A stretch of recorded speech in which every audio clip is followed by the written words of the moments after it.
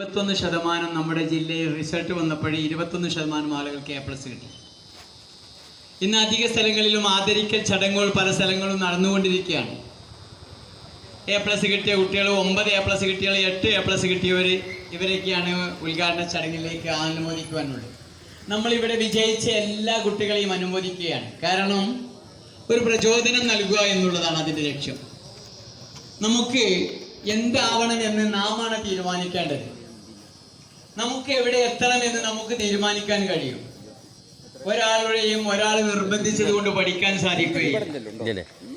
അവിടെ പ്രിയപ്പെട്ട വിദ്യാർത്ഥികളോട്, എൻ്റെ മക്കളോട് പറയുവാനുള്ളത്, ഈ സമയം വിലപ്പെട്ടതാണ്. ഈ വിലപ്പെട്ട സമയം ഒരു കാരണവശാലും പാഴാക്കരുത്. പഠനം ഏറ്റവും വലുതാണ്. പഠിക്കേണ്ട സമയത്ത് പഠിക്കാഞ്ഞാൽ അത് നമുക്ക് ലഭിക്കുകയില്ല. വിദ്യാധനം സർവധനാൽ പ്രധാനം. കുറെ സ്വത്തുണ്ടായിട്ട് കാര്യമില്ല.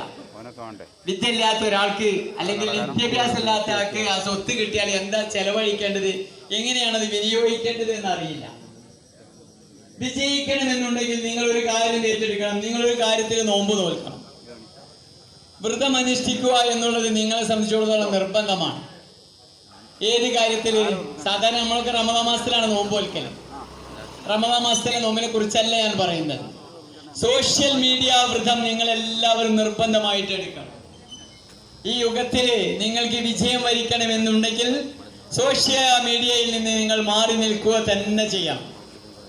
നിങ്ങളുടെ വിലപ്പെട്ട സമയം ഗെയിം കളിക്ക്, മറ്റ് ഓരോ പരിപാടികൾക്കും നിങ്ങൾ ഉപയോഗിക്കാൻ തിരിഞ്ഞാൽ നിങ്ങൾക്കൊന്നും തന്നെ വിദ്യാഭ്യാസം നേടുവാൻ സാധിക്കുകയില്ല.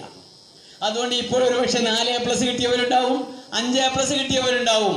നിങ്ങൾക്കൊരു തീരുമാനമെടുക്കാം, ഒരു തീരുമാനത്തിലേക്ക് എത്താം. അടുത്ത +1 +2 പരീക്ഷയിൽ തികച്ചും 6 വിഷയത്തിലും എനിക്ക് A+ വാങ്ങണമെന്നുള്ള തീരുമാനവുമായിട്ടാണ് നിങ്ങൾ മുന്നോട്ട് പോകുന്നതെങ്കിൽ അത് നിങ്ങൾക്ക് നേടിയെടുക്കാൻ സാധിക്കും. അതുകൊണ്ട് എൻ്റെ പ്രിയപ്പെട്ട കുട്ടികളോട് പറയുവാനുള്ളത്, ഇപ്പോൾ തന്നെ നിങ്ങൾക്കൊരു പക്ഷേ മാർക്ക് കുറഞ്ഞവർക്ക് അഡ്മിഷൻ കിട്ടാൻ പ്രയാസമായി. എങ്ങനെയെങ്കിലും സാഹസപ്പെട്ട് പഠിച്ചുകൊണ്ട് അഡ്മിഷൻ കിട്ടുന്നവർക്ക് ഗവൺമെന്റ് സ്ഥാപനങ്ങളിൽ കിട്ടും. ഒരു പക്ഷേ കുറഞ്ഞവർക്ക് തന്നെ നിങ്ങൾ വളരെയധികം കണിശമായി 2 വർഷക്കാലം നിങ്ങൾ ചിലവഴിക്കണം. എന്തിനു വേണ്ടി? നിങ്ങളുടെ തുടർ പഠനത്തിന് വേണ്ടി, നിങ്ങളുടെ ഭാവി സംരക്ഷിക്കുവാൻ വേണ്ടി, ഈ നാടിനെ സംരക്ഷിക്കുവാൻ വേണ്ടി, ഈ നാട്ടുകാരെ സംരക്ഷിക്കുവാൻ വേണ്ടി. നിങ്ങളെ കൊണ്ട് പ്രതീക്ഷിച്ചു കൊണ്ടിരിക്കുന്ന നിങ്ങളുടെ രക്ഷിതാക്കളുണ്ട്. അവർക്ക് ഒരുപാട് ആഗ്രഹങ്ങളുണ്ട്.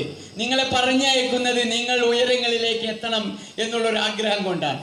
ഞങ്ങളൊക്കെ അതുപോലെ നിങ്ങളെ പറഞ്ഞയക്കുന്നതിൽ പെട്ട ഒരു രക്ഷിതാവാണ് ഞാൻ. എൻ്റെ മക്കൾ ഉയരണം, അവർ പഠിക്കണം, അവർ ഉയരങ്ങളിലേക്ക് എത്തണം എന്നുള്ള ആഗ്രഹമില്ലാത്ത ഒരു രക്ഷിതാക്കളും ഉണ്ടാവുകയില്ല.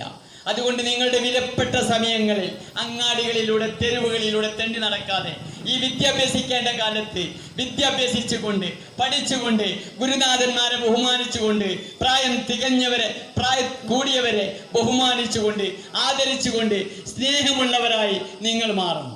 ഈ നാടിൻ്റെ ഒരു അഭിമാനമായി മാറണം. നമ്മുടെ ജീവിത നിലപാടുകൾ മാറ്റണം.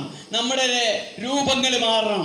നമുക്കൊരു നല്ല ഒരു ചിട്ടയോട് കൂടി രാവിലെ തന്നെ പ്രഭാതത്തിൽ കുളിച്ചുകൊണ്ട് നമ്മൾ പള്ളിയിലൊക്കെ പോയി നമസ്കരിച്ച് കൃത്യമായുള്ള ആ ഘട്ടത്തിലൂടെ നീങ്ങി, പഠിക്കേണ്ട സമയത്ത് പഠിക്കാൻ ഉപയോഗിച്ച്, കളിക്കേണ്ട സമയത്ത് കളിക്കാൻ ഉപയോഗിച്ചുകൊണ്ട് നിങ്ങൾ നല്ലവരായി മാറി ഈ നാടിനും നിങ്ങളുടെ രക്ഷിതാക്കൾക്കും നാട്ടുകാർക്കും ഉപകരിക്കുന്ന മക്കളായി മാറണമെന്ന് മാത്രം പറഞ്ഞുകൊണ്ട് ഞാൻ നിർത്തുന്നു.